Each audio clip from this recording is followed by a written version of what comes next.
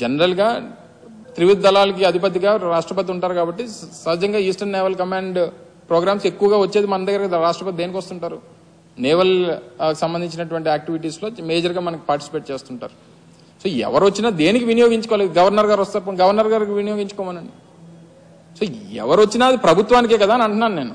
వాళ్ళు చిత్రీకరించింది ఏంటంటే, నిన్న వారంతా కూడా చిత్రీకరించింది ఇది జగన్మోహన్ రెడ్డి గారి బిల్డింగు. జగన్మోహన్ రెడ్డి గారి బిల్డింగ్ ఒకవేళ మళ్ళీ ముఖ్యమంత్రి గారు ఏంటంటే బహుశా ఆయన అక్కడి నుంచి పరిపాలన చేసేవారేమో. ఇప్పుడు వారు కదా, ఇప్పుడు చంద్రబాబు నాయుడు గారు కదా ముఖ్యమంత్రి. సో నేను అనేది ఏంటంటే దాన్ని ఏ రకంగా వినియోగం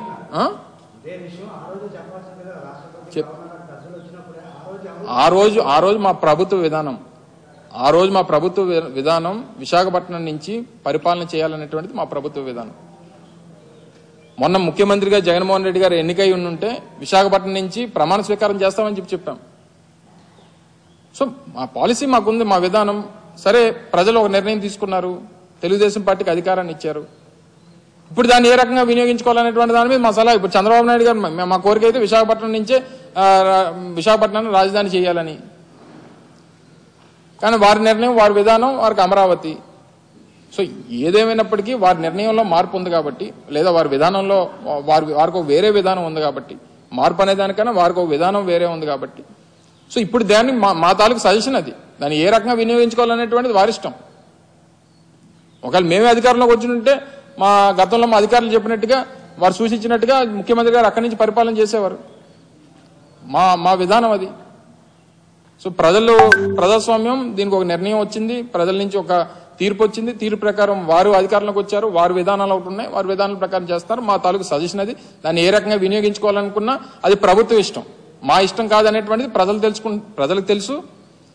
అది మా ఇష్టం అన్నట్టుగా, మా కోసం కట్టుకున్నాం అన్నట్టుగా దాన్ని చిత్రీకరించడం కరెక్ట్ కాదనేటువంటిది మా అభిప్రాయం. దాన్ని మేము క్లారిటీ ఇస్తున్నాం తప్ప ఇంకే దానికి సంబంధించి ఏ నిర్ణయం తీసుకోవాలన్నా ఇప్పుడు ఉన్నటువంటి ప్రభుత్వం తీసుకోవాలనేటువంటిది మా తాలూకా అభిప్రాయం.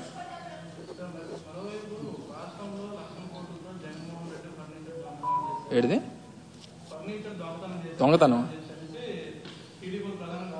ఏ మాటలు మరి. అంటే నేను కూడా మంత్రిగా ఉన్నాను మొన్నటి వరకు. మా క్యాంప్ ఆఫీసెస్ ఉంటాయి.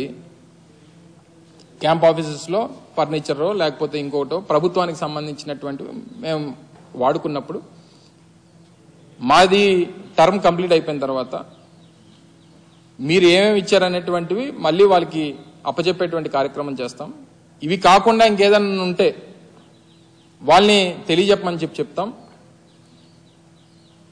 లేదా కొన్ని సందర్భాల్లో ఏమంటారంటే ఇవి మిస్ అయ్యానో లేకపోతే ఇవి రాలేదనో ఈ టైంలో దీనికి ఇది డబ్బులు కట్టమని చెప్పి వారు ఓసారి కోరుతుంటారు. కోరినప్పుడు డబ్బులు కట్టేసి క్లియర్ చేసుకునేటువంటి కార్యక్రమం చేస్తాం. ఇప్పుడు నేను మొన్న విజయవాడలో మన క్యాంప్ ఆఫీస్ వెకేట్ చేసినప్పుడు గవర్నమెంట్కి సంబంధించినటువంటి కొంత మెటీరియల్, కంప్యూటర్స్ కానీ లేకపోతే కొన్ని అదర్ సిస్టమ్స్ కానీ ప్రింటర్స్ కానీ ఇలాంటివి ఉన్నప్పుడు జిఏడికి వాళ్ళకి ఇన్ఫార్మ్ చేస్తాం, లేదా కన్సర్న్ డిపార్ట్మెంట్స్కి ఇన్ఫార్మ్ చేస్తాం, వచ్చి దాన్ని టేక్ ఓవర్ చేసుకోమని చెప్పి మనం ఏదైతే పంచనామా కింద రాస్తామో వాళ్ళు అన్ని రాసుకుని వెళ్ళిపోతుంటారు. ఇది ప్రొసీజర్. జరిగి ప్రభుత్వం వాళ్ళు 4వ తారీఖున అధికారంలోకి వచ్చారు. అధికారంలోకి వచ్చిన తర్వాత మరుసటి రోజే మనం సీఎం క్యాంప్ ఆఫీస్ నుంచి ఇంటిమేట్ చేశాం. హ్యాండ్ ఓవర్ చేయాల్సినటువంటి అన్ని హ్యాండ్ ఓవర్ చేస్తాం. ఇంకా ఏమైనా ఉన్నాయనుకో చెప్పాలి తప్ప ఇదేంటిది నాకు తెలియక అడుగుతాను. వాళ్ళు ప్రభుత్వాల్లో ఉన్నారు కదా, వాళ్ళు గతంలో పనిచేశారు. ఒక్క ఇరిగేషన్ గెస్ట్ హౌస్ ఇవన్నీ మాట్లాడుకుంటున్నాం మనం. గతంలో దేవినేని ఉమ గారు ఇరిగేషన్ మంత్రిగా ఉన్నప్పుడు విజయవాడలో 45 కోట్ల రూపాయలు పెట్టి ఇరిగేషన్ గెస్ట్ హౌస్ కట్టాడు. ఎవరి డబ్బు మరి అది? అన్నీ మనం మాటలు తవ్వుకుంటే 100 బయటపడతాయి. సో ఏదేమైనప్పటికీ ఇవి కొన్ని ప్రొసీజర్స్ ఉంటాయి, ప్రొసీజర్ ప్రకారం జరుగుతాయి. ఇప్పుడు గతంలో వాళ్ళు కోడెల శివప్రసాద్ గారితో కంపేర్ చేస్తున్నారు. అది సంవత్సరం పోయిన తర్వాత వచ్చింది బయటికి.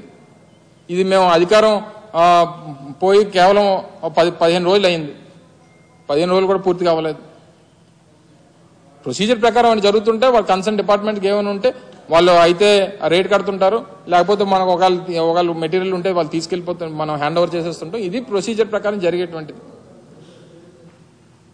ఇంక వారికి ఏది నోటుకు వస్తే అధికారంలోకి వచ్చాం కాబట్టి ఏది పడితే అది మేము మాట్లాడతాం, ఏది పడితే అది అబాండాలు వేస్తాం, ఏది పడితే అది మేము చిత్రీకరిస్తామని అంటే సిస్టంలో కొన్ని ఇవి ఉంటాయి. అందులో కూడా కొంతమంది సీనియర్ మినిస్టర్లు ఉన్నారు, గతంలో పనిచేసినటువంటి వారు ఉన్నారు.